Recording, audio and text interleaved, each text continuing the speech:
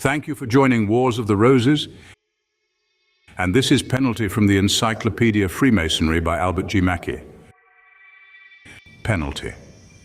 The adversaries of Freemasonry have found, or rather invented, abundant reasons for denouncing the institution, but on nothing have they more strenuously and fondly lingered than on the accusation that it makes, by horrid and impious ceremonies, all its members the willing or unwilling executioners of those who prove recreant to their vows and violate the laws which they are stringently bound to observe. Even a few timid and uninstructed Freemasons have been found who were disposed to believe that there was some weight in this objection.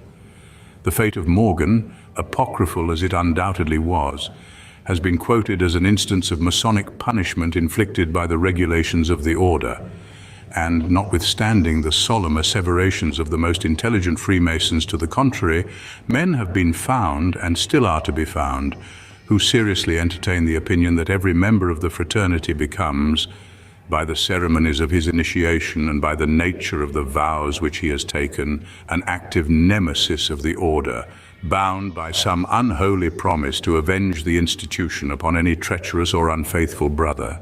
All of this arises from a total misapprehension in the minds of those who are thus led astray of the true character and design of vows or oaths which are accompanied by an imprecation. It is well, therefore, for the information both of our adversaries, who may thus be deprived of any further excuse for slander, and of our friends, who will be relieved of any continued burden on their consciences, that we should show that, however solemn may be the promises of secrecy, of obedience and of charity which are required from our initiates, and however they may be guarded by the sanctions of punishment upon their offenders, they never were intended to impose upon any brother the painful and, so far as the laws of the country are concerned, the illegal task of vindicating the outrage committed by the violator. The only Masonic penalty inflicted by the order upon a traitor is the scorn and detestation of the craft whom he has sought to betray. But that this subject may be thoroughly understood, it is necessary that some consideration should be given to oaths generally, and to the character of the imprecations by which they are accompanied. The obsecration or imprecation is that part of every oath which constitutes its sanction, and which consists in calling some superior power to witness the declaration or promise made, and invoking his protection for or anger against the person making it, according as the said declaration or promise is observed or violated. This obsecration has, from the earliest times, constituted a part of the oath, and an important part too, among every people, varying, of course, according to the varieties of religious beliefs and modes of adoration. Thus, among the Jews, we find such obsecrations as these: Ko yagnashe li Elohim, meaning so may God do to me. A very common obsecration among the Greeks was isto Zeus, or theon maturomai, meaning may Jove stand by me, or I call God to witness. And the Romans, among an abundance of other obsecrations, often said, Dii me perdent, meaning may the gods destroy me, or ne vivam, may I die. These modes of obsecration were accompanied, to make them more solemn and sacred, by certain symbolic forms. Thus the Jews caused the person who swore to hold up his right hand toward heaven, by which action he was supposed to signify that he appealed to God to witness the truth of what he had averred, or the sincerity of his intention to fulfill the promise that he had made. So Abraham said to the king of Sodom, I have lifted up my hand unto the Lord, that I will not take anything that is thine. Sometimes, in taking an oath of fealty, the inferior placed his hand under the thigh of his lord, as in the case of Epheser and Abraham, related in the 24th chapter of Genesis. Among the Greeks and Romans, the person swearing placed his hands, or sometimes only the right hand, upon the altar or upon the victims when, as was not unusual, the oath was accompanied by a sacrifice or upon some other sacred thing. In the military oath, for instance, the soldiers placed their hands upon the signa, or standard sea hand. The obsecration, with an accompanying form of solemnity, was indeed essential to the oath among the ancients, because the crime of perjury was not generally looked upon by them in the same light in which it is viewed by the moderns. It was, it is true, considered as a heinous crime, but a crime not so much against society as against the gods, and its punishment was supposed to be left to the deity whose sanctity had been violated by the adjuration of his name to a false oath or broken vow.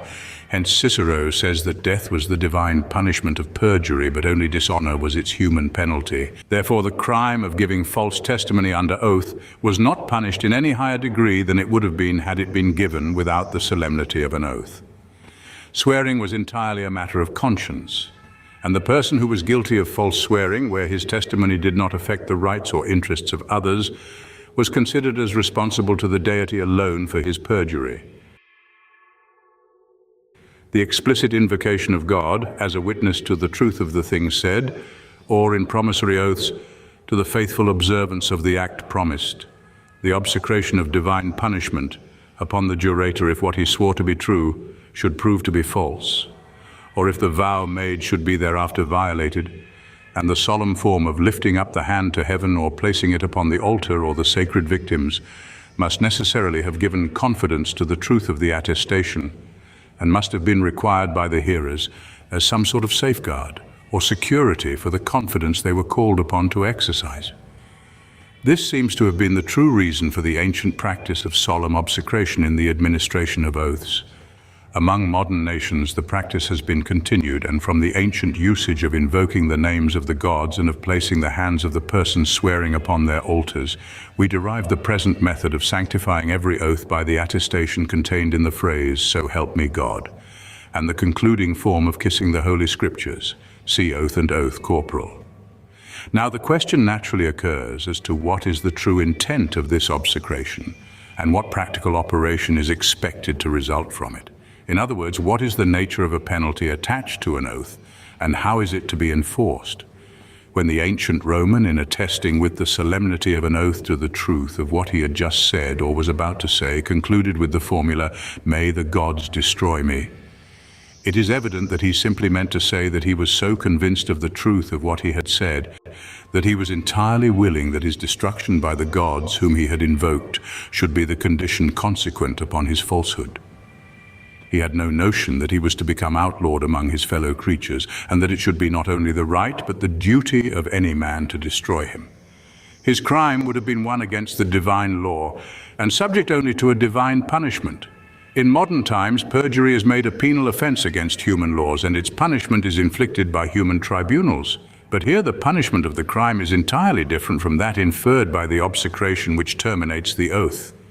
The words "So help me God" refer exclusively to the withdrawal of divine aid and assistance from the jurator in the case of his proving false, and not to the human punishment which society would inflict.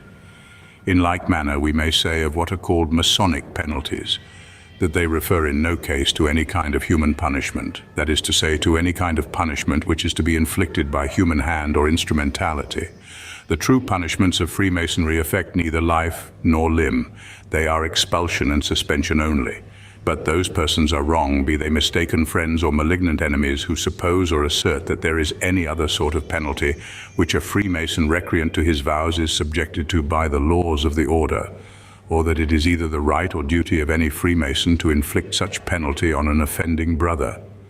The obsecration of a Freemason simply means that if he violates his vows or betrays his trust, he is worthy of such penalty, and that if such penalty were inflicted on him, it would be but just and proper.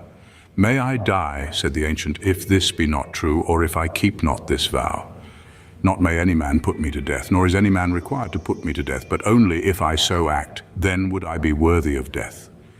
The ritualistic penalties of Freemasonry, supposing such to be, are in the hands not of man but of God, and are to be inflicted by God and not by man. Brother Fort says in the 29th chapter of his Early History and Antiquities of Freemasonry that penalties inflicted upon convicts of certain grades during the Middle Ages were terrible and inhuman. The most cruel punishment awaited him who broke into and robbed a pagan temple. According to a law of the Frisians, such desecration was redressed by dragging the criminal to the seashore and burying the body at a point in the sands where the tide daily ebbed and flowed, lex Frisionum. A creditor was privileged to subject his delinquent debtor to the awful penalty of having the flesh torn from his breast and fed to birds of prey. Convicts were frequently adjudged by the ancient Norse code to have their hearts torn out.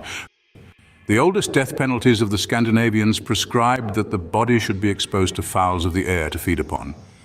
Sometimes it was decreed that the victim be disemboweled, his body burnt to ashes and scattered as dust to the winds. Judges of the secret Vemgericht passed sentences of death as follows: your body and flesh to the beasts of the field, to the birds of the air, and to the fishes of the stream. The judicial executioner, in carrying into effect this decree, severed the body in twain so that, to use the literal text, the air might strike together between the two parts. The tongue was oftentimes torn out as a punishment. A law of the early Roman Empire, known as ex jure orientis calcario, enacted that any person, suitor at law or witness, having sworn upon the evangelists and proving to be a perjurer, should have the tongue cut from its roots. A cord about the neck was used symbolically in criminal courts to denote that the accused was worthy of the extreme penalty of law by hanging or decapitation. When used upon the person of a freeman, it signified a slight degree of subjection or servitude. Some eminent brethren of the fraternity insist that the penalty had its origin in the manner in which the lamb was sacrificed under the charge of the captain of the temple, who directed the priests and said, "Come and cast lots. Who is to slaughter? Who is to sprinkle? Go and see if the time for slaughter approaches. Is it light in the whole east, even to Hebron?" And when the priest said yes, he was directed to go and bring the lamb from the lamb chamber. This was in the northwest corner of the court. The lamb was brought to the north of the altar, its head southward and its face northward. The lamb was then slaughtered. A hole was made in its side, and thus it was hung up. The priest skinned it downward until he came to the breast. Then he cut off the head and finished the skinning.